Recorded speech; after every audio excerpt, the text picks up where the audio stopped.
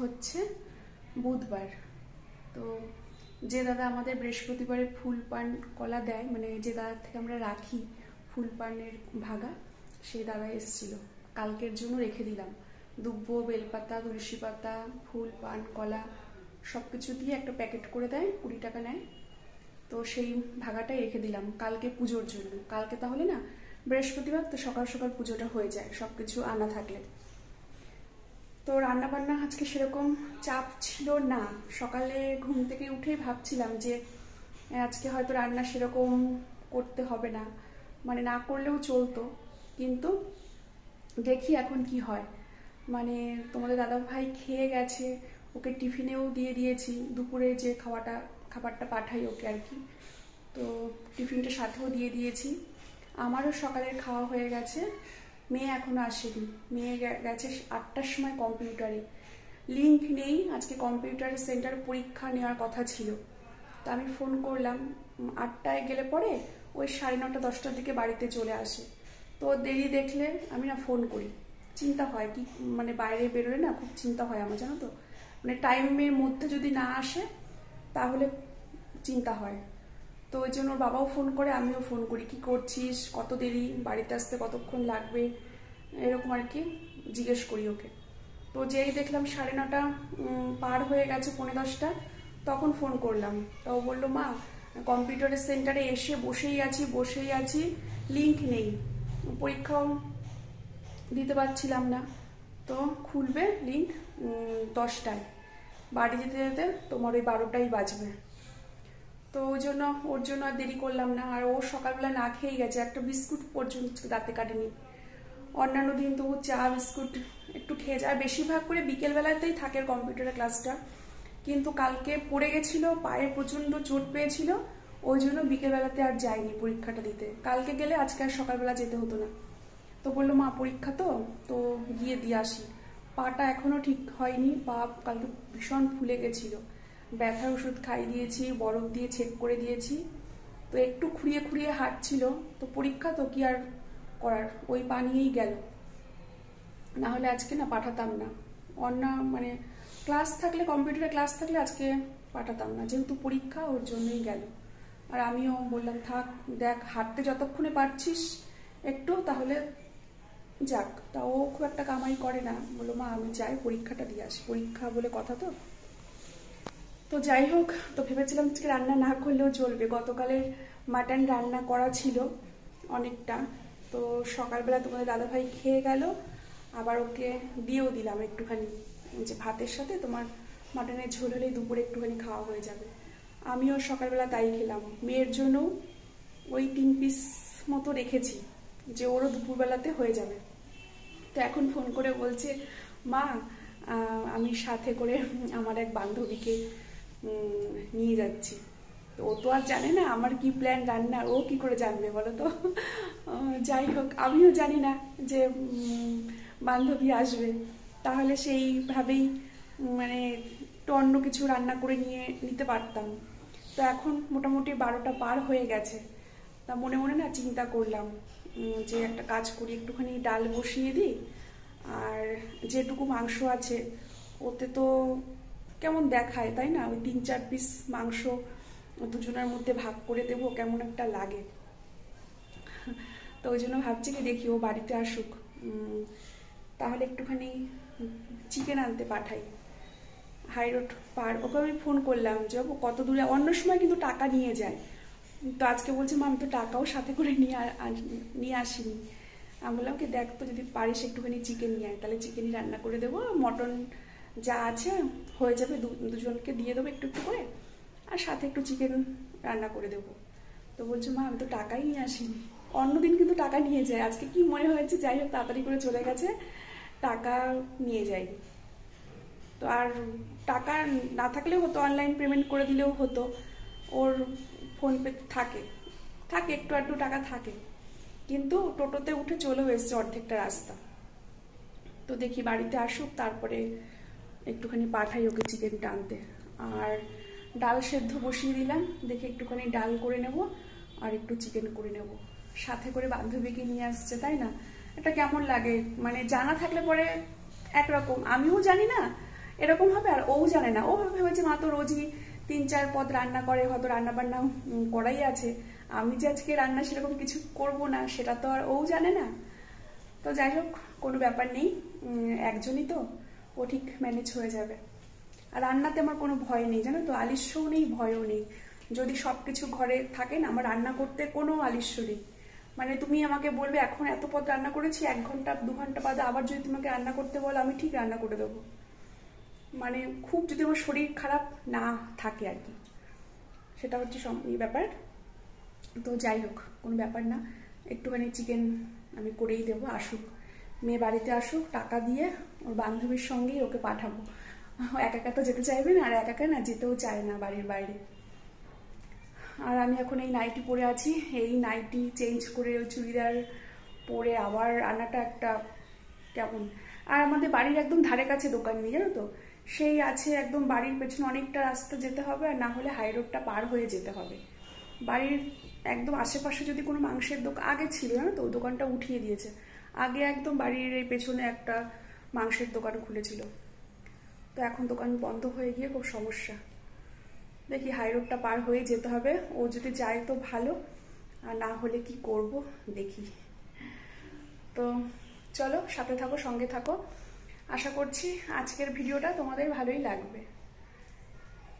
স্নান করবো, রান্নাটা করে, ভাত করা আছে, যা ভাত আছে হয়ে যাবে, ভাতটা বেশি করে আমি করে রাখি। আর ডালটা ওইদিকে বসিয়ে দিয়েছি, তারপরে চিকেনটা যদি করি তো চিকেনটা করব, করে তারপরে স্নান করে নেব, স্নান করে এসে পুজো করব, ঠিক আছে। মোটামুটি এদিকে সব কাজই আমার হয়ে গেছে, সব বলতে সবই হয়ে গেছে। 2-3টে নাইটি আছে, ভাবছি কি চিকেনটা রান্নাটা বসিয়ে দিয়ে 3খানা নাইটি কেচে দিই। বৃষ্টি নেই, ওয়েদার ঠিকই আছে, মানে ওই হাওয়াতে হাওয়াতে শুকিয়ে যাবে। আজকে আর বৃষ্টিটা এখনো অবধি নামেনি, আর কখন যে ঝম পড়ে আবার নেমে যাবে, এই হচ্ছে ব্যাপার।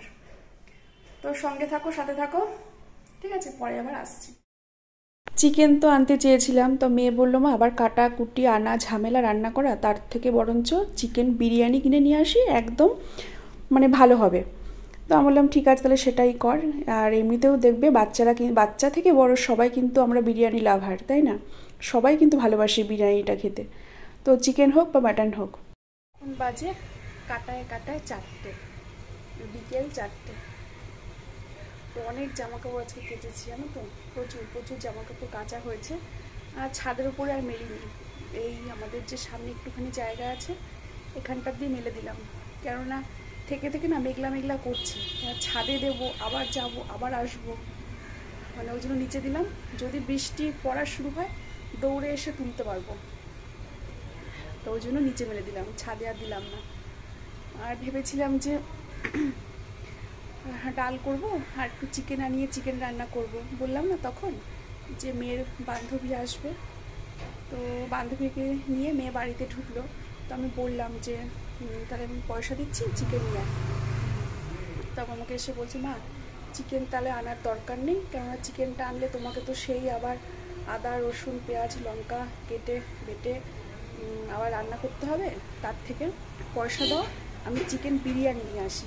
বাড়ির সামনে দিয়ে বাইক যায়, এত বাইকের আওয়াজ, মানে কথা বলবো সেই ভিডিওর মধ্যে বাইকের তোমরা আওয়াজ পাবে, ওই জন্য আবার চলে আসলাম এই বারান্দার মধ্যে। যখন যায় না, যখন যাবে টোটো ভ্যান রিক্সা আবার বাইক। ভ্যান রিক্সাটা যদিও কম কম যায়, কিন্তু বাইকটাই বেশি। তো ওই জন্য চিকেন আর আনা হয়নি। মেয়ে বললো মা তাহলে চিকেন বিরিয়ানি নিয়ে আসি, আমাদের বাড়ির এই মোড়ের মাথাটাতে একটা নতুন না, অনেক দিনই হয়েছে বিরিয়ানির দোকান, চিকেন বিরিয়ানি, তারপরে অনেক কিছু ফাস্টফুড খাবারের দোকান হয়েছে, খুব ভালো করে জানো তো চিকেন বিরিয়ানিটা। তা ওখান থেকে 2 প্যাকেট বিরিয়ানি আনা হলো, চিকেন বিরিয়ানি, ওর জন্য 1 প্যাকেট, ওর বান্ধবীর জন্য 1 প্যাকেট। 2 প্যাকেট বিরিয়ানি দুজনে খেয়েও শেষ করতে পারিনি, আবার 1 বাটি তুলে রেখেছিল আলাদা করে। তো আর বললাম না গতকাল মাটন করেছিলাম, সেই মাংস খানিকটা 3-4 পিস মতো ছিল, তা ওটা ওরা খেলো না, সাধলাম ওদেরকে, বললাম একটু একটু করে খা, বললো না আমরা চিকেন বিরিয়ানিটাই খেয়ে নেবো। আর স্যালাড দিয়েছিল সাথে, ওই দিয়ে হয়ে গেল। তা আমি ভাবলাম রান্নার যখন ঝামেলা নেই তাহলে জামা কাপড়গুলো কেচেই দিই, হাওয়া হয় যতটুকু শুকাবে। তো ওই জন্য জামা কাপড়গুলো সব কেচে বাইরে, যে সব দেখাচ্ছি তোমাদেরকে, দাঁড়ো, সব বাইরে মেলে দিয়েছি। আর ওরা দুই বান্ধবী কি গল্প আসার থেকে শুরু করেছে ওদের গল্পই শেষ হচ্ছে না, দুই বান্ধবীর গল্প। এখন ওই ভেতরের ঘরে শুয়ে শুয়ে গল্প হাসাহাসি এই হচ্ছে। আর একটু পরপরই মেয়ে ডাকছে, ও মা আসো তো, বান্ধবী ডাকছে, ও আন্টি আসো তো। ওদের গল্প গিয়ে একটু একটু করে শুনেছি। ঠিক আছে, ওরা রেস্ট নিচ্ছে। গলাটা থেকে এত খুসখুস। ওই দেখো সব জামা কাপড় দেখতে পাচ্ছ, এই দড়িতে এইগুলো মেরেছি। আর এই যে ওই দড়িতে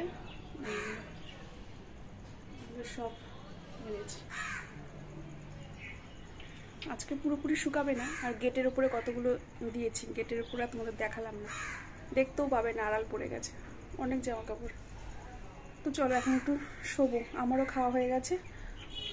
ওদের খাওয়ার পরপরই আমি খেয়ে নিলাম, খেয়ে এখন একটুখানি শোবো, রেস্ট নেব, ঠিক আছে? তারপরে আবার বিকেলবেলা করে তোমাদের সঙ্গে আবার দেখা হচ্ছে। আরেকটা জিনিস বলতে ভুলে গেলাম, খাওয়া দাওয়া করে উঠেছি, ওই বাড়ির সামনে দিয়ে যায় না 30 টাকা 35 টাকা 20 টাকা এরকম সব সংসারের সব জিনিস নিয়ে ভ্যান বোঝাই করে, মানে অনেক সাংসারিক জিনিসপত্র নিয়ে সব পাড়াতেই যায়, ফেরিওয়ালা ফেরি করতে আসে।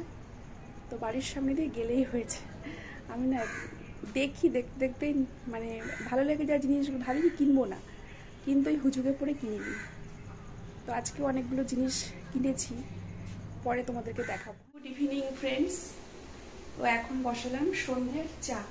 তোমাদের দাদা ভাইয়ের জন্য বসিয়েছি চিনি ছাড়া চা, ওই যে ওর চাটা আগে করে দিয়ে তারপরে আমাদেরটা করবো, ও তো চিনি ছাড়া চা খায় ওই জন্য।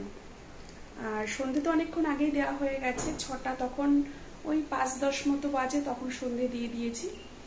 আর জামা কাপড় যা বাইরে ছিল সমস্ত কিছু এনে ঘরের মধ্যে দড়িটা নিয়ে সব মেললাম, জানো, মানে বারান্দায় কিছু দিয়েছি, কিছু ডাইনিং রুমের মধ্যে দড়িটা নিয়ে দিয়েছি, আর কিছু দিয়েছি সিঁড়ি ঘরের ওপরে।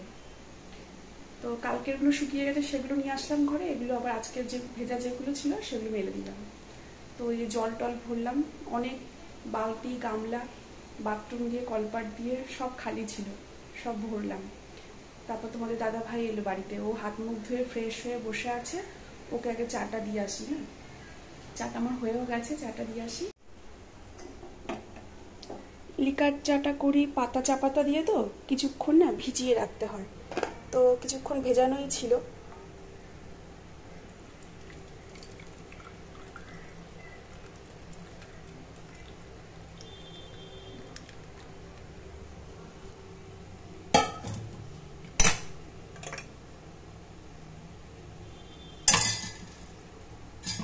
কম হয়ে গেল, ও বেশি চা খায় না, চা করার সময় বলবে একদম হাফ কাপ দিও, হাফ কাপ দিও, হাফ কাপ দিও, এরকম বলতে থাকবে।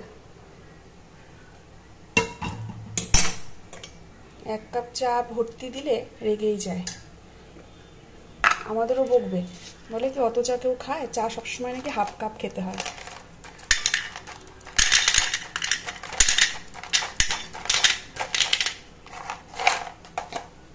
চলো আমাদের চাটা পরে এসে করছি, আগে ওকে দিয়ে আসি। তোমাদের দাদা ভাইকে রাতে রুটিটা নিয়ে আসতে বললাম, আর আমি এদিকে দেখো তরকারি করব, পেঁপে আর আলু কেটে নিয়েছি, কাঁচা লঙ্কা আর 5 ফোড়ন সম্বার দিয়ে পেঁপে আলুর তরকারিটা একটু মানে মাখো মাখো করে করব, রুটির সঙ্গে খুব ভালো লাগে খেতে, জানো তো, এরকম পেঁপে আলুর তরকারি। তো তোমাদের দাদা ভাই ভীষণ পছন্দ করে পেঁপে আলুর তরকারিটা। রাতের ডিনার শেষ করে এই যে এখন একটু ফ্রেশ হলাম। ঘুমাতে যাওয়ার আগে ভালো করে মুখটা না ধুয়ে নিই, মানে কি বলতো, আমাদের স্কিন তো খুব সেন্সিটিভ। রোজ ঘুমাতে যাওয়ার আগে প্লেন শুধু জল দিয়েও যদি মানে স্কিনটাকে ভালো করে ধুয়ে নাও, তারপরে একটুখানি নাইট ক্রিম হোক, অ্যালোভেরা জেল হোক লাগিয়ে নেওয়া যায় না, খুব উপকারী। কেন আমি শুনেছি আমরা যখন ঘুমাই আমাদের স্কিনও নাকি ঘুমায়, জানো তো, মানে স্কিন খুব ভালো থাকে।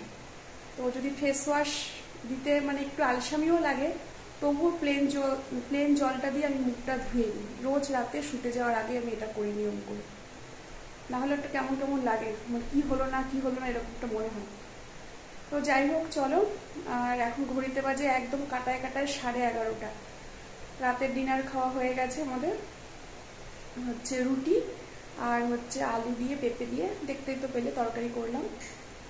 তো ব্লগটা এখানে শেষ করতে আসলাম। বিছানা, ওই ঘরের বিছানা মেয়ে করলো, আর ওই ঘরের বিছানাটা তোমাদের দাদা ভাই বিছানাটা ঝেড়ে টেড়ে বালিশ টালিশ পেতে নিয়েছে, ও শুয়েও পড়েছে। তো আমি এখন যাব। তো চলো, কালকে আবার সকাল সকাল উঠতে হবে, কালকে আবার বৃহস্পতিবার, মেয়ের আবার কম্পিউটারের ক্লাস আছে 7টা থেকে, তো সকাল সকাল উঠতে হবে কালকে।